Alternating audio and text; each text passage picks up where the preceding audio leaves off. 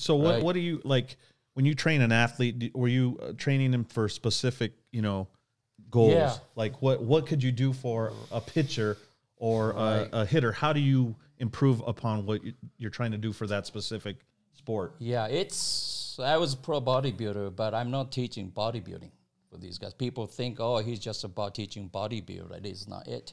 It's about enhancing their sports performance. So I analyze each athlete's physique and body and ability. And, okay, this guy's lacking explosive power. So I specifically bring in explosive power, explosion training.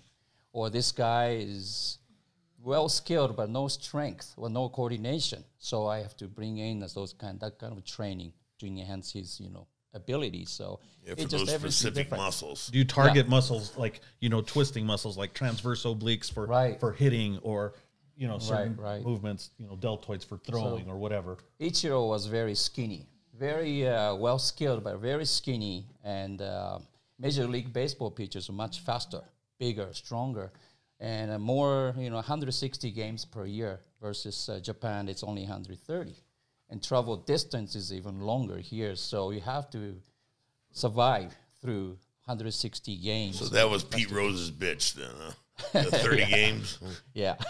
30 games and then the extra 200 miles. Rest. Yeah.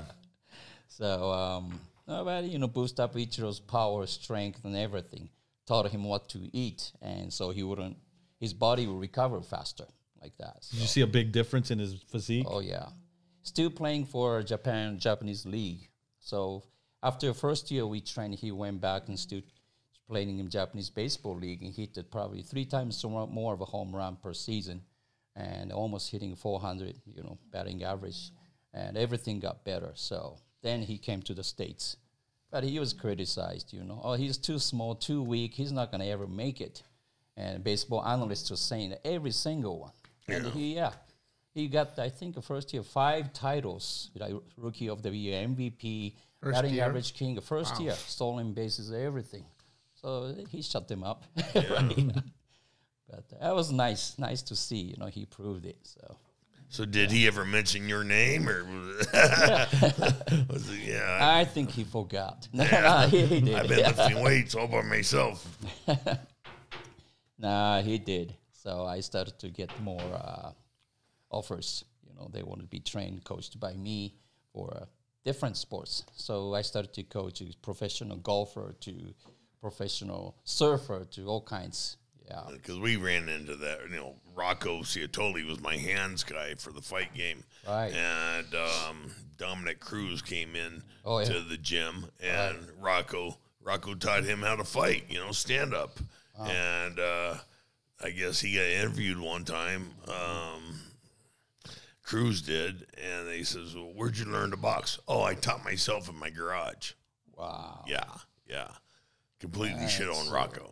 Wow. That's cheap. Yeah. Yeah. So Rocco Ciatoli's not happy about that. Oh, yeah. Yeah. So he took it out on me, and I give him props every time, Right, yeah.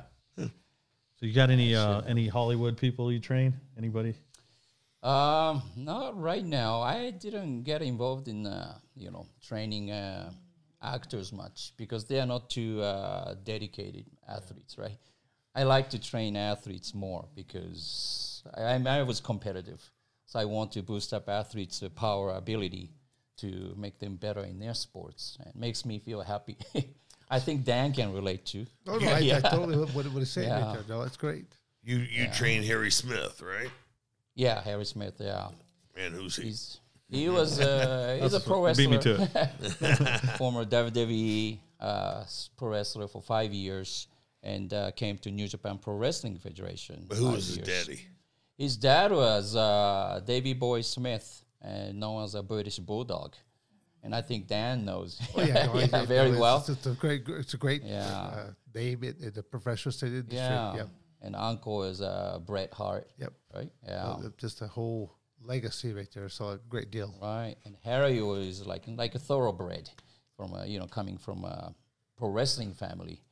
I think his grandpa was Stuart Hart. Stu Hart. Yeah, very known. And so Harry came in. Had the dungeon up there in Canada. Yeah. Right. And he came in to train because he wanted to be an MMA fighter. So he also rolled with Josh Barnett and came here to me for strength and conditioning. But MMA fights never happened. So, yeah, I think you have to love it. You know, I think we sat down, Don and I and Harry sat down at dinner, and basically Don asked him, right, that if he had a passion for MMA or not. His mother had a bigger passion for MMA than he did. Right. Yeah, so yeah, that kind of made that one. Yeah, you've got to be completely dedicated to it. It's not a part-time gig. Right. MMA. Yeah. Or you get you go down really fast. But you'll see a lot of MMA guys that will transition now into professional wrestling, especially in the more current times, because you could get a number of additional years out of your career, because they're two completely different products. Right. You know, Right. Professional wrestling, I mean, you're an actor, you're a stunt person. There's still a great deal of a physical ability of what you have to do. Because with a lot of people, they say what they call it fake. Well, professional wrestling doesn't want to hear the word fake. I go, there might be a scripted outcome of what it's supposed to be, but to be picked up, to be slammed, and to make something look really good. Let me show you how fake that is. They're phenomenal athletes. I mean, there's a lot of times you are making contact. It just all depends on who you learned your craft from, because some guys were just a lot more stiffer than what other guys were for their techniques. Yeah, you're looking at him. Yes, I was known as Stiffy over there. So, Ken, you remember the first time you met Antonio Inoki? Yeah. Well, did you already know his legendary status before you met him? I grew up watching his wrestling matches. He was like, wow, bigger than, I don't know, the more famous than Prime Minister. I mean, he was all over on TV, prime time on pro wrestling, what's a show every Monday or Saturday night, and crazy popular. And I grew up watching, and with my brother, I wrestled, just playing around, but I played also, always Mr. Inoki. And my brother played, played the gaijin, huh? Yeah, right.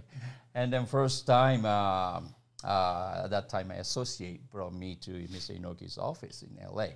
because Mr. Inoki moved to Santa Monica. Were you like, oh my God, I'm going to see Mr. Inoki? I was so nervous, crazy. And, but he was, he didn't say anything in the beginning. That was intimidating, right? Yeah. If he were friendly, smiling, then it would have been easier. But no, he was like straight face. Just quiet. Studying you. Yeah. So I feel like I had to say something, and then I started to talk, and he took probably 2 hours sitting in his office, me and him, talking. And I'm honored, I grew up watching him. I kept staring at his face, like, that's the same face as I saw on TV. But he was, teaching me a lot of things that pro wrestling and industry or sports, being, coming from Japan to the States, or life is about, taking, basically chasing your dream, believing in yourself, and, working hard. Everybody tells you can't, but you're the only guy who has to believe in yourself and say, you can do this.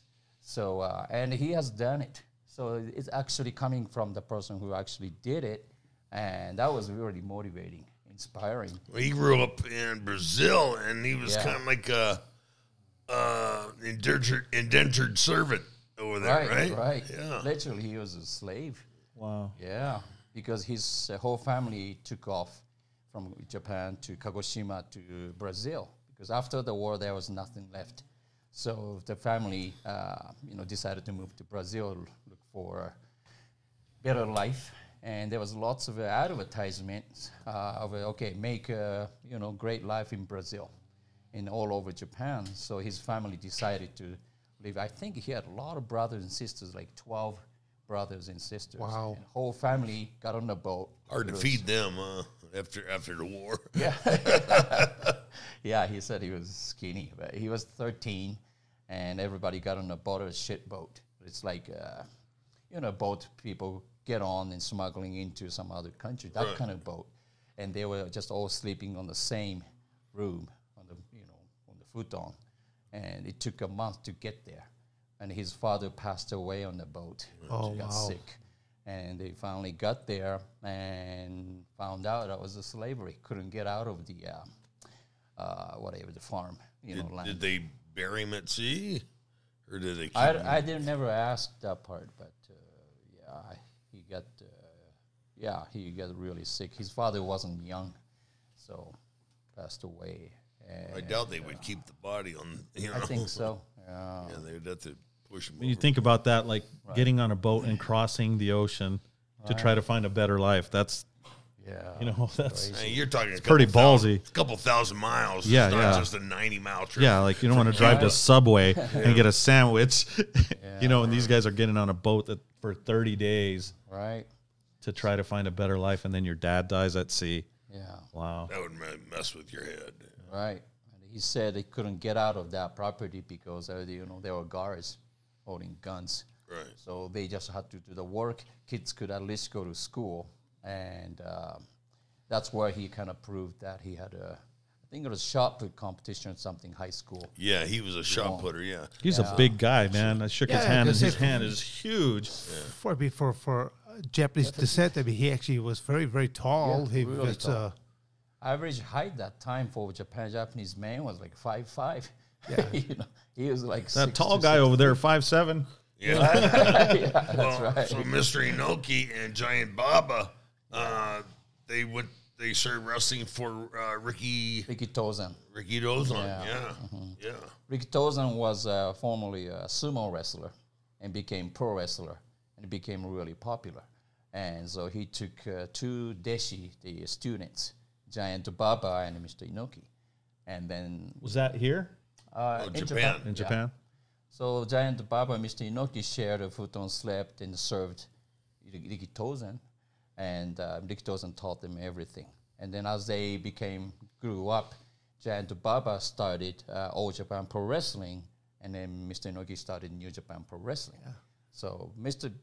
Baba's style was entertainment pro wrestling, and then Mr. Inoki's was hard style. Yeah, strong style, kicking ass, strong style. Yeah. So it just went a different direction. I never knew any of this. I mean, that they were actually teammates, right? And then they have their own different companies like that. That's great. I remember as a kid watching Inoki. Didn't know who he was or anything, but he fought Muhammad Ali in some event. It was 1976. It was the first boxer versus boxer versus wrestler. Yeah, and Inoki picks him up. And I remember him, spinning around the ring and then throwing him.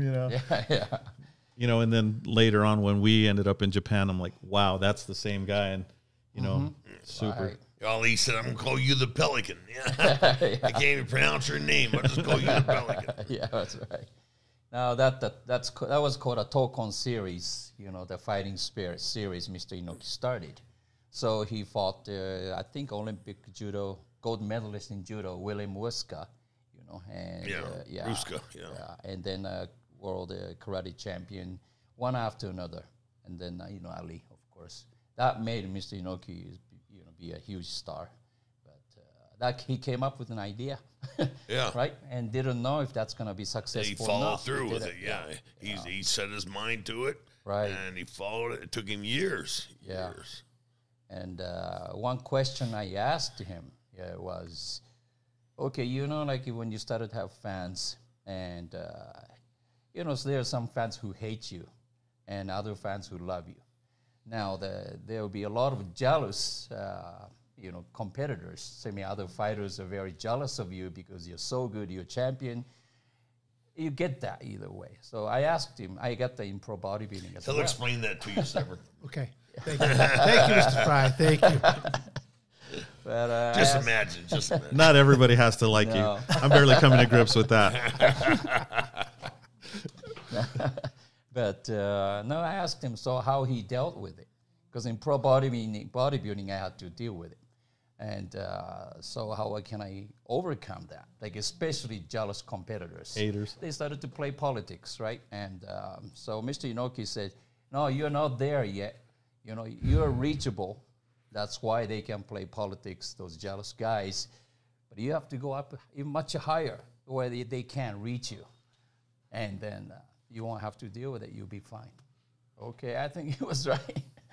So that was, I think, one of the best advices he gave me.